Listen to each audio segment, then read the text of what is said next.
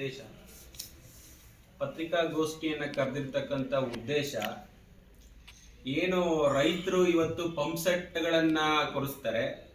ಆ ಪಂಪ್ ಸೆಟ್ಗಳಿಗೆ ನಮಗೆ ಅಗತ್ಯವಾಗಿ ವೋಲ್ಟೇಜ್ ಬೇಕು ಅಂತಂದರೆ ನಮಗೆ ಟ್ರಾನ್ಸ್ಫಾರ್ಮ್ TC ಬೇಕು.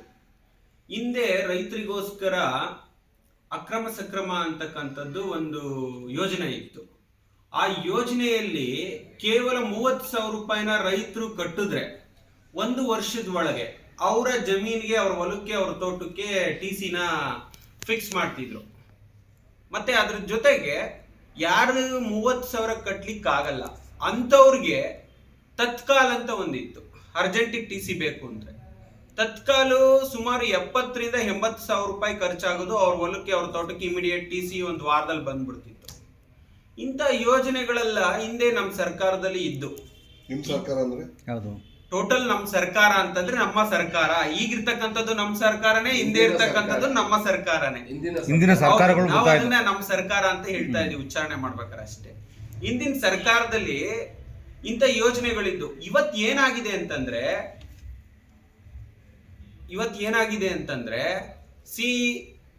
ಒಬ್ಬ ರೈತ ಅವರ ಹೊಲಕ್ಕೆ TC ಮಾಡಿಸ್ಕೋಬೇಕು ಅಂತಂದ್ರೆ 2 ಲಕ್ಷ ರೂಪಾಯಿ ಆಗ್ತಾ ಇದೆ.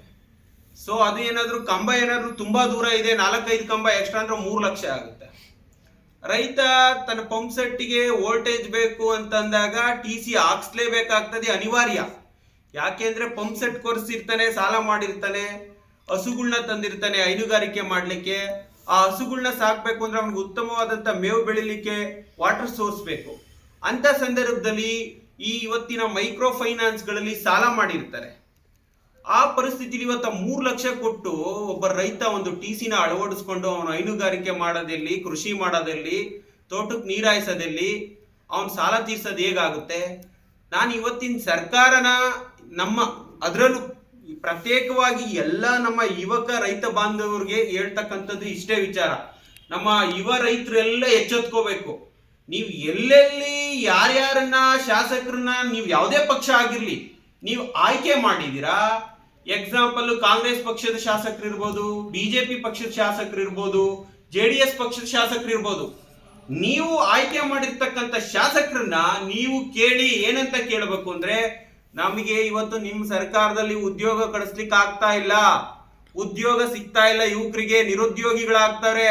ಸ್ವಾಮಿ, ನೀವು ನಮ್ಗೆ ಉದ್ಯೋಗ ಕೊಡಿಸ್ಬೇಡಿ, ನಮ್ಗೆ ನೀವು ನಮ್ಮ ಪಂಪ್ ಸೆಟ್ಗಳಿಗೆ ಉತ್ತಮವಾದಂತ ಕರೆಂಟ್ ಸೌಲಭ್ಯ ಸಿಗಬೇಕು ಅಂದ್ರೆ, ಹಿಂದೆ ಏನಿತ್ತು ಅಕ್ರಮ ಸಕ್ರಮ 30,000ದಲ್ಲಿ TC ಸಿಗ್ತಿತ್ತು, ಅದನ್ನ ಸಿಗ್ಲಿಕ್ಕೆ ಅವಕಾಶ ಮಾಡಿಕೊಡಿ. ಏನಿವತ್ತು ಈ ಸರ್ಕಾರದಲ್ಲಿ ಗೃಹಲಕ್ಷ್ಮಿ ಯೋಜನೆ ಇರ್ಬೋದು, ವಿದ್ಯುತ್ ಗೃಹ ಭಾಗ್ಯ ಜ್ಯೋತಿ ಇರ್ಬೋದು, ಈ ತರದೆಲ್ಲ ಯೋಜನೆಗಳು ತಂದಿದ್ರಲ್ವಾ? ಬೇಡ ಸ್ವಾಮಿ, ಈ ಯೋಜನೆಗಳು ಕೊಡಿ, ನಮ್ಮ ರೈತರಿಗೆ ಕಡಿಮೆ ರೇಟಲ್ಲಿ TC ಕೊಡಿ, ಒಳ್ಳೆ ಕರೆಂಟ್ ಕೊಡಿ. ನಮ್ಮ ರೈತ ನಿಮ್ಗೆ ಏನ್ ಬೇಕು ಅದನ್ನ ಮಾಡ್ತಾನೆ. ದೇಶದ ಬೆನ್ನೆಲುಬು, ರಾಜ್ಯದ ಬೆನ್ನೆಲುಬು ರೈತರು ಅಂತ ನೀವು ಭಾಷಣದಲ್ಲಿ ಉದ್ದುದ್ದ ಭಾಷಣ ಮಾಡ್ತೀರಾ, ಅದು ಬೇಡ ನಮ್ಗೆ. ನಮ್ಮ ರೈತರಿಗೆ ಕರೆಂಟ್ ಸೌಲಭ್ಯ ಕೊಡಿ. ಇವತ್ತು ನಾನು ಯಾಕೆ ಈ ಮಾತು ಹೇಳ್ತಾ ಇದ್ದೀನಿ ಅಂದ್ರೆ, ಇವತ್ತು ನಾನು ಕೃಷಿಯಲ್ಲಿ ತೊಡಗಿಸ್ಕೊಂಡು ಅದ್ರ ನೋವೇನು ಅಂತ ಅರ್ಥ ಆಗ್ತಾ ಇದೆ. ಮೊನ್ನೆ ನಾನೇ ಬೋರ್ವೆಲ್ ಕೊರಿಸಿದೆ. ಒಂದು ಬೋರ್ವೆಲ್ ಕೊರಿಸ್ಲಿಕ್ಕೆ ಇವತ್ತು 6 ಲಕ್ಷ ಆಗುತ್ತೆ.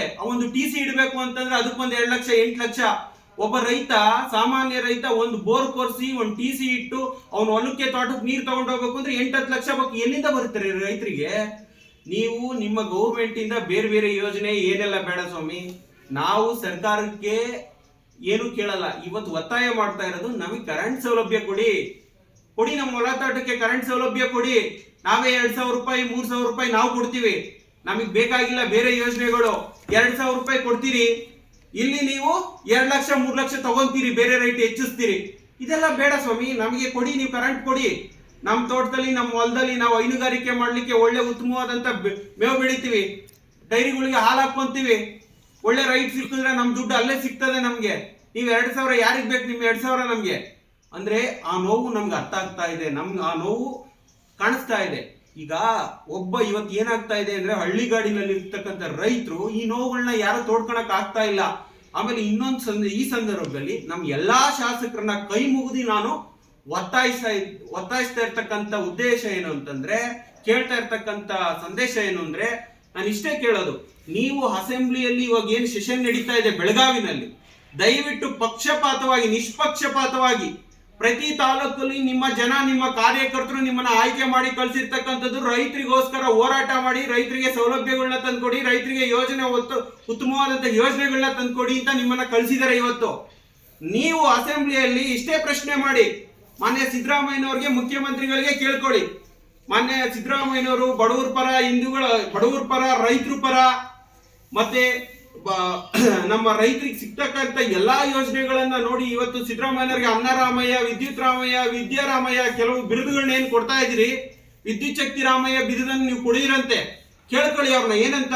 ಸಿದ್ದರಾಮಯ್ಯನವರೇ, ನೀವು ಬೇರೆ ಯಾವ ಯೋಜನೆ ಕೊಡ್ತೀರೋ ಬಿಡ್ತೀರೋ ಗೊತ್ತಿಲ್ಲ, ನಮ್ಮ ರೈತರಿಗೆ, ಯಾಕೆಂದ್ರೆ ನಿಮ್ಗೆ ರೈತರ ಬಗ್ಗೆ ವಿಶೇಷವಾದ ಕಾಳಜಿ ಇದೆ ಅಂತ ಹೇಳ್ತೀರಾ, ಆ ಕಾಳಜಿಯನ್ನ ಇಟ್ಕೊಂಡು ನಮ್ಮ ರೈತರಿಗೆ ನೀವು 30,000 ರೂಪಾಯಿ ಹೊಲ ತೋಟಕ್ಕೆ ಪಂಪ್ ಸೆಟ್ಗಳಿಗೆ ನೀರು ಅಳವಡಿಸಲು 30,000ದಲ್ಲಿ ಅಕ್ರಮ ಸಕ್ರಮ TC ಕೊಡಿ ಅಂತ ಕೇಳ್ಕೊಳ್ಳಿ.